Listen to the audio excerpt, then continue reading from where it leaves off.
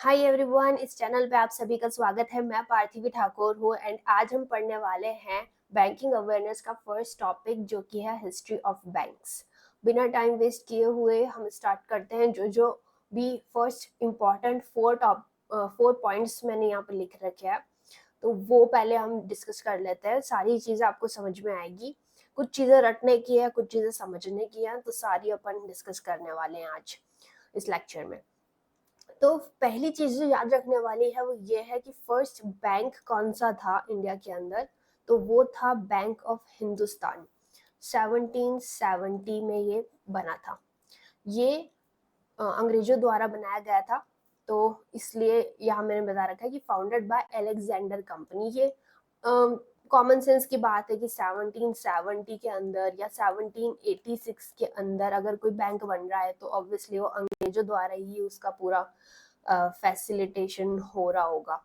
तो first bank है bank of Hindustan 1770 के अंदर। ठीक है, अब ये याद रखने में इजी पड़ता है bank of Hindustan, but second वाला ध्यान से निकल जाता है, स्लिप हो जाता है। सेकंड बैंक जो स्टैब्लिश हुआ था वो है जनरल बैंक ऑफ इंडिया। ये 1786 के अंदर हुआ था, general bank of India. Okay, ये दोनों जो बैंक हैं वो अलेक्जेंडर कंपनी ने फाउंड किए थे, बनाए थे। ठीक है, थर्ड पॉइंट अपने ये है कि जो ओल्डेस्ट जॉइंट स्टॉक बैंक था, ये भी एग्जाम्स में पूछा जाता है, बैंकिंग के एग्जाम्स में, कि ओल्डेस्ट जॉइंट स्टॉक बैंक कौन सा था, कौन सा बनाया गया था। इलाहाबाद बैंक 1865 के अंदर ये बनाया गया था। ठीक है, फिर फोर्थ पॉइंट है अपना फर्स्ट इंडियन बैंक। अब इन दोनों में क्या फर्क है कि ये पूरा अंग्रेजों का कंट्रोल था इसके ऊपर, बिल्कुल पूरा अंग्रेजों से। अब क्या हुआ था कि फर्स्ट इंडियन बैंक का ये मीनिंग होता है कि इसको बनाया तो अंग्रेजों ने ही था। ठीक है, अलेक्जेंडर कंपनी नहीं, बट हाँ ब्रिटिश ने ही इसको पास किया था, इसका एक्ट की मतलब ये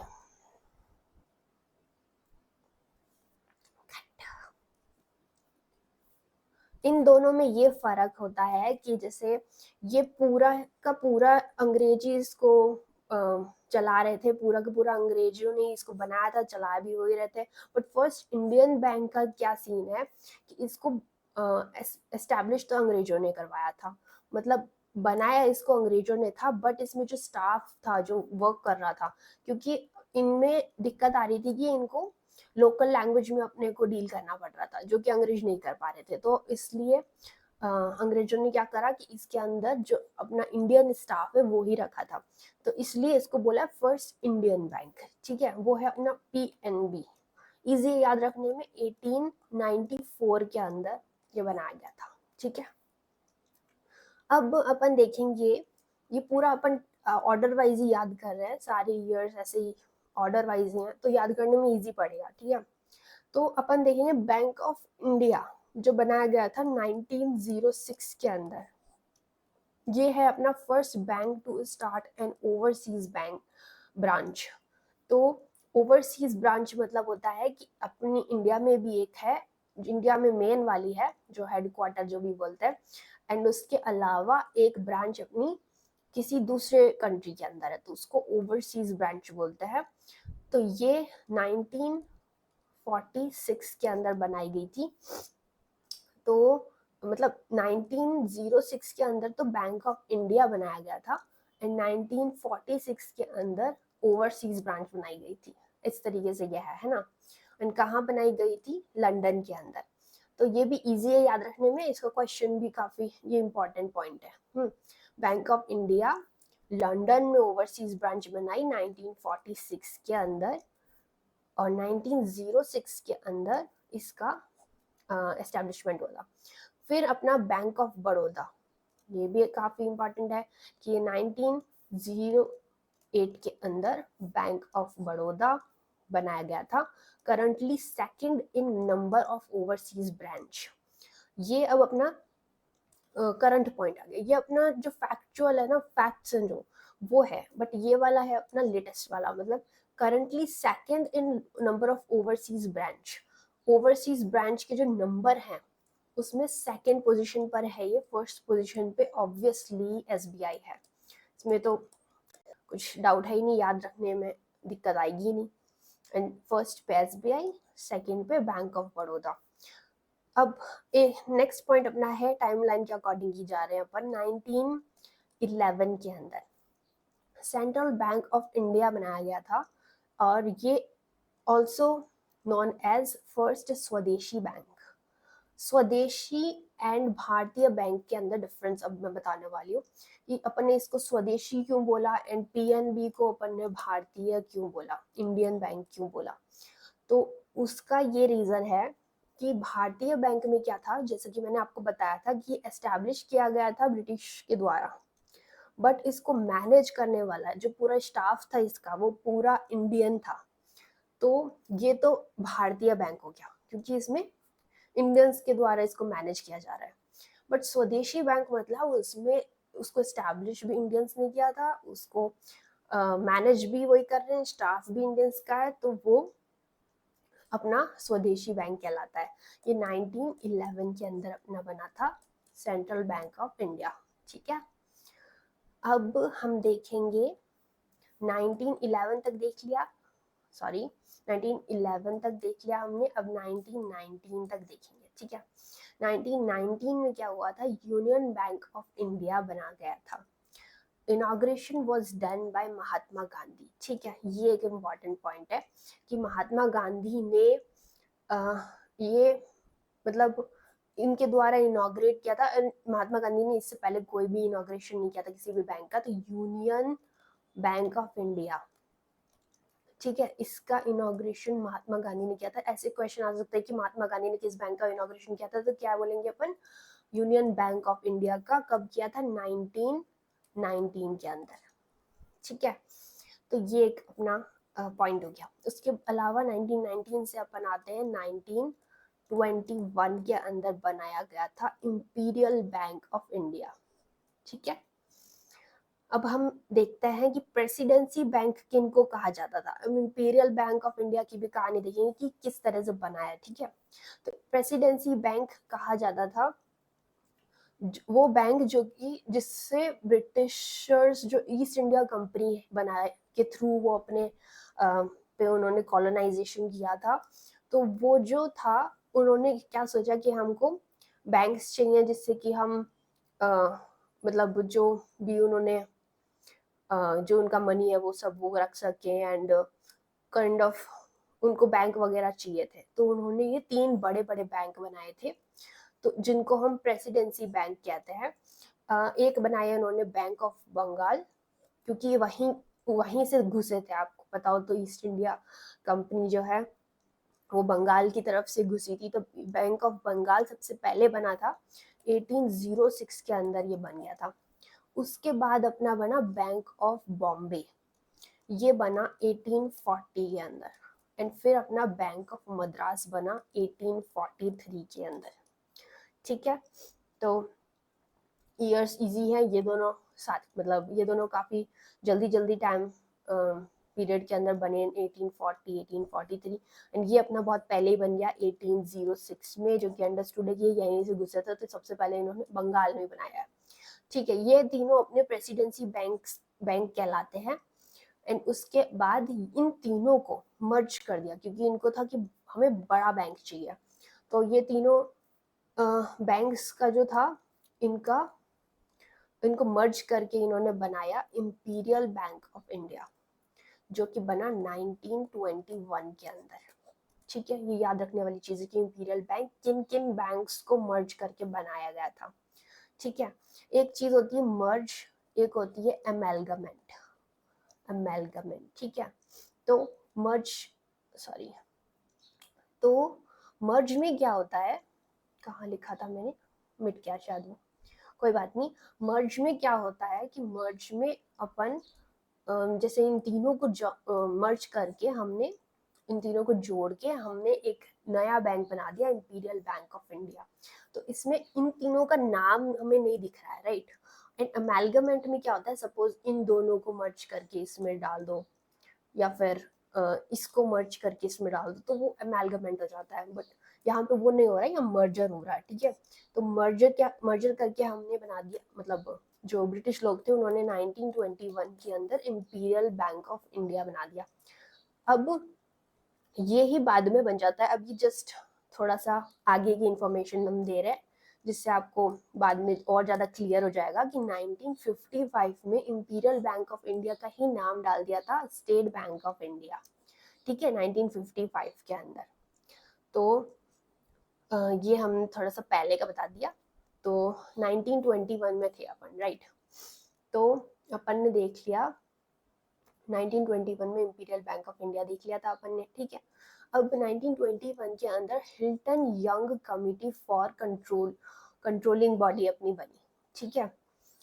हिल्टन यंग कमिटी इसलिए बनी कि हम कैसे जो ये सब बैंक वगैरह हैं इनको कैसे हम कंट्रोल कर सकें, कैसे एक ऐसी बॉडी बनाए जो कि इन सारे बैंक्स को कंट्रोल करे, ऐसे नहीं हो कि ये आउट ऑफ कंट्रोल हो जाए इस तरह से, है ना। तो उसके लिए कौन सी कमेटी बनी थी, हिल्टन यंग कमेटी। कब बनी थी, 1921 के अंदर। तो ये सबमिटेड रिपोर्ट, इस कमेटी ने सबमिट की रिपोर्ट कब, 1926 के अंदर इसने रिपोर्ट सबमिट करी एंड 1934 में जाके आरबीआई एक्ट पास हुआ। तो गलती से स्टूडेंट्स को क्या याद रह जाता है कि आरबीआई एक्ट जो है वो 1935 में याद रह जाता है, बट ये गलत है, इसको बिल्कुल याद नहीं रखना है, 1934 याद रखना है, ठीक है। 1934 में आरबीआई एक्ट पास हुआ था। तो आगे हम देखते हैं कि हाँ ये एक बहुत इंपॉर्टेंट पॉइंट है कि anybody which has their own act, ठीक है। तो जिस भी बैंक वगैरह का या किसी का भी जिसका ओन एक्ट होता है, अब जैसे इसका एक्ट पास हुआ देन ये बना है, आरबीआई बना है, ठीक है। तो जिसका भी एक्ट पास होता है दे आर कंसिडर्ड ऑटोनॉमस, मतलब वो खुद से चल सकते हैं, जरूरी नहीं है, मतलब ऐसा नहीं है कि वो एकदम जीओआई का पालन करें या एकदम वो ऑटोनॉमस होते हैं, उनकी उनसे ऊपर कोई रूलिंग बॉडी नहीं होती, वो ही मैनेज करने वाली बॉडी होती है, ठीक है। तो इसलिए मैंने ये बताया कि जिनका एक्ट होता है वो फिर ऑटोनॉमस होते हैं, जिनका एक्ट नहीं होता वो सिंपली जीओआई के अंडर में जो भी वो कहते हैं वो उन्हें करना पड़ता है, या फिर आरबीआई जो कहती है वो उन बैंक्स को करना पड़ता है, ऐसे होता है, ठीक है। तो अब हम देखने वाले हैं ये 1934 तक हमारा हो गया। 1935 1 अप्रैल 1935 में आरबीआई एस्टैब्लिश हुआ है। एक्ट निकला 34 में, एस्टैब्लिश हुआ 35 में। इनिशियल कैपिटल था इसका 5 करोड़ रुपए। तो ये जो था ये किसने दिया था, by private share holders. Private share holders ने ये पैसा लगाया था, 5 करोड़ रुपए का इसका इनिशियल कैपिटल था। इनिशियली हेडक्वार्टर इसका कोलकाता में था एंड अब इसका हेडक्वार्टर मुंबई के अंदर 1937 से कोलकाता से मुंबई हो गया था। तो वो भी अपने को याद रखना है कि पहले कोलकाता में था फिर 1937, राइट, 2 साल बाद ही मुंबई में हो गया था इसका हेडक्वार्टर, ठीक है। आरबीआई के जो फर्स्ट गवर्नर थे, ये ध्यान रखना ही पड़ता है अपने को, राइट, गवर्नर्स इंपॉर्टेंट होते। फर्स्ट गवर्नर ऑफ आरबीआई थे सर ऑसबोर्न स्मिथ, ठीक है। नाम से पता चल रहा है क्या सीन है, अंग्रेज है, ठीक है। 1935 से लेके 1937 तक ये थे। देन सेकंड गवर्नर अपने थे जेम्स टेलर, इनका भी नाम से पता चल रहा है, right. And third governor important है क्योंकि वैसे ये भी इंपॉर्टेंट ही है बट अपने को पता चल रहा है कि ये ब्रिटिश है, ठीक है। थर्ड गवर्नर है अपने जो कि फर्स्ट इंडियन गवर्नर है, इनका नाम याद रखना है सी डी देशमुख, ठीक है, सी डी देशमुख नाम याद रखना है इनका, ठीक है। आजकल वैसे बहुत ज्यादा सुनने में आ रहा है कि जो दिव्या देशमुख है उन्होंने चेस में ये जीता है, first women to win world cup. I don't know exactly, मुझे याद नहीं आ रहा बट अभी काफी ज्यादा न्यूज में आ रही है दिव्या देशमुख, तो उससे आप याद रख सकते हैं कि ये सी डी देशमुख ठीक है। तो आगे हम देखने वाले हैं RBI worked as a managing body also for Pakistan and Myanmar। तो पाकिस्तान एंड म्यांमार के लिए भी इन्होंने जो आरबीआई है इन्होंने वर्क किया एज अ मैनेजिंग बॉडी। ठीक है, ये तो इजी है याद रहे, ये अपनी पड़ोसी तो है इसलिए। तो 1947 में अपनी गवर्नमेंट ऑफ इंडिया जब हाइपर एक्टिव हो गई, तब इन्होंने क्या सोचा कि हमको रूरल एरियाज में डेवलपमेंट करने के लिए बैंक्स ओपन करने पड़ेंगे।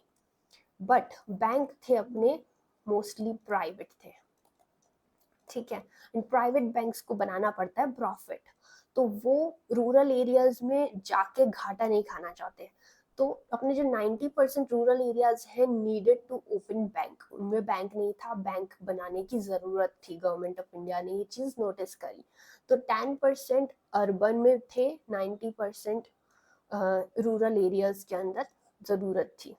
ठीक है, तो no private banks wanted to open branch in rural area, जो कि मैंने बताया कि उस रूरल एरिया में ओपन करेंगे तो उनको घाटा होगा, कम कम होगा सारे amounts, right. And RBI was also private, इस टाइम पे आरबीआई भी प्राइवेट था, तो वो भी जीओआई की बात मानने में इतना इंटरेस्टेड नहीं था, उसको भी प्रॉफिट से मतलब था। ठीक है, it was not agreeing to government of India. RBI भी ये बात नहीं मान रहा था कि रूरल एरियाज में बैंक खोलने चाहिए, मतलब पता सबको था कि खोलने चाहिए, बट खोलना कोई नहीं चाह रहा था क्योंकि प्रॉफिट नहीं है ना। तो गवर्नमेंट ऑफ इंडिया ने क्या करा, नेशनलाइजेशन करा। अब ये बहुत इंपॉर्टेंट है, कब किसका किया। ठीक है, गवर्नमेंट ऑफ इंडिया ने नेशनलाइज कर दिया सबसे पहले आरबीआई को। आरबीआई अपनी मैनेजिंग बॉडी थी, तो ऑब्वियसली सबसे पहले आरबीआई को नेशनलाइज करा, देन आगे दूसरों को किया। ठीक है, आरबीआई को कब किया इन्होंने नेशनलाइज, 1 जनवरी 1949 के अंदर। ठीक है, यानी कि 1947 से 1949, 2 साल बाद इन्होंने नेशनलाइज कर दिया आरबीआई को। Then government of India told RBI to say Imperial bank of India to open branches in rural areas. अब जो आरबीआई थी, क्योंकि वो मैनेजिंग बॉडी थी, तो गवर्नमेंट ऑफ इंडिया ने आरबीआई से बोला कि इंपीरियल बैंक ऑफ इंडिया से बोलो कि आप रूरल एरियाज में ब्रांचेस खोलो, क्योंकि अपना मेन ऑब्जेक्टिव तो यही था। तो but imperial bank of India refused as it was a private bank and managed by British. ठीक है, तो अभी बहुत सारे बैंक्स अपने सारे प्राइवेट ही हैं, तो उनका नेशनलाइजेशन किया जा रहा है। नेशनलाइजेशन मतलब वो जीओआई के अंडर में आ जाएंगे, जीओआई जो कहेगा वो उन्हें करना पड़ेगा, सिंपली अगर बोलें तो इंपीरियल बैंक ऑफ इंडिया ने मना कर दिया, तो गवर्नमेंट ऑफ इंडिया ने क्या किया, नेशनलाइज कर दिया इंपीरियल बैंक ऑफ इंडिया को। ऑब्वियस रीजन था, वो मान नहीं रहा था बात, तो ये करेंगे। तो 1 जुलाई 1955 इम्पॉर्टेंट आ गया अपना, जहां पर अपन ने पढ़ा था 1955 में अपना स्टेट बैंक ऑफ इंडिया बना था, राइट। तो फर्स्ट कहाँ गए अपन, ये रहे, 1 जुलाई 1955 में नेशनलाइजेशन कर दिया IBI, Imperial bank of India का, and renamed it as State Bank of India. Important point, via passing the act. अब जो एक्ट पास करके बने होते हैं मींस ऑटोनॉमस, ये अपने को पता ही है। उसके बाद 1960 के अंदर, यहाँ देखते हैं अपन, 55 तक देख लिया। ठीक है, 1960 में देखना है। अब 1960 में क्या हुआ, government of India started to open branches in rural areas. अब अपना फाइनली रूरल एरियाज में ब्रांच ओपन होने लग गई है, but this was not working out. जो कि वर्कआउट नहीं कर रहा था, ऑब्वियस रीजंस थे, प्रॉफिट नहीं हो रहा था बिल्कुल भी, इसलिए सो 7 एसोसिएट्स गवर्नमेंट ऑफ इंडिया ने करे। ये मैं बताती हूँ क्या है कि ये 7 एसोसिएट्स मतलब state Bank of Saurashtra, state Bank of Indore, Patiala, Hyderabad, Bikaner and Jaipur, SBBJ जिसको अपन कहते हैं, त्रावणकोर एंड मैसूर। ये जो थे, इन सारों को इन्होंने मतलब ये बाद में मर्ज हो गए हैं, बट इन सारों को अपन 7 एसोसिएट्स बनाया गया गवर्नमेंट ऑफ इंडिया के द्वारा। ठीक है, आगे आपको और क्लियर हो जाएगा, अभी थोड़ी दिक्कत आ रही होगी। तो अब ये चीज इंपॉर्टेंट है कि ये अब है भी कि नहीं है, तो इनमें से कोई भी बैंक अब एग्जिस्ट नहीं करता है, क्योंकि ये सारे जो हैं वो मर्ज हो चुके हैं। रिमेंबर मर्ज हुए हैं, अमेलगमेंट नहीं हुआ है इनका, ठीक है। तो state Bank of स्वराष्ट्र in Indore, easy याद रखने में। स्वराष्ट्र स्पेलिंग अलग है इसकी, सौराष्ट्र, ठीक है। सौराष्ट्र एंड इंदौर, ये जो है अब ये अपने 2008 के अंदर एंड 2010 के अंदर एसबीआई में मर्ज हो गए, ठीक है। 2008 2010, ठीक, इसमें एसबीआई में मर्ज हो गए। मर्ज एसबीआई में ही हुए हैं, तो वो तो ध्यान रखने वाली मतलब चीज़ है कि इजी पड़ेगा, राइट। एंड एक ये 2008 में हुआ, 2010 में हुआ, एंड बाकी ये सारे जो है ये 1 अप्रैल 2017 में हुए। तो और याद रखना और ज़्यादा इजी हो गया है, ठीक है। तो ये है पटियाला, हैदराबाद, एसबी, बीजे, त्रावणकोर, मैसूर, ये सारे के सारे 2017 में मर्ज हो गए एसबीआई के अंदर, ठीक है। फिर अपना क्या है कि 1969 पर आ गए। अभी तक अपना हो गया 1960 के अंदर ये हो गया था कि रूरल एरियाज में बैंक स्टार्ट हो गए, ब्रांचेस स्टार्ट हो गई थी ओपन होना, ठीक है। अब 1969 में क्या हुआ, फर्स्ट नेशनलाइजेशन हुआ, बहुत ज्यादा इंपॉर्टेंट पॉइंट है ये, ठीक है। 19 जुलाई, इसकी डेट भी याद रखनी है, 19 जुलाई 1969 के अंदर फर्स्ट नेशनलाइजेशन हुआ। इसके अंदर 14 बैंक्स जो थे उनको प्राइवेट से गवर्नमेंट बना दिया गया। नेशनलाइजेशन का मीनिंग प्राइवेट से गवर्नमेंट बनाना, ठीक है। तो 14 बैंक्स को बनाया गया प्राइवेट से गवर्नमेंट। तो इसका जो क्राइटेरिया जो था वो ये था कि क्राइटेरियन जो था वो ये था कि 50 करोड़ और अबव जिन बैंक्स के पास है वो सारे प्राइवेट से गवर्नमेंट बन जाएंगे। तो ये 14 बैंक्स इसके अंदर प्राइवेट से गवर्नमेंट बन गए।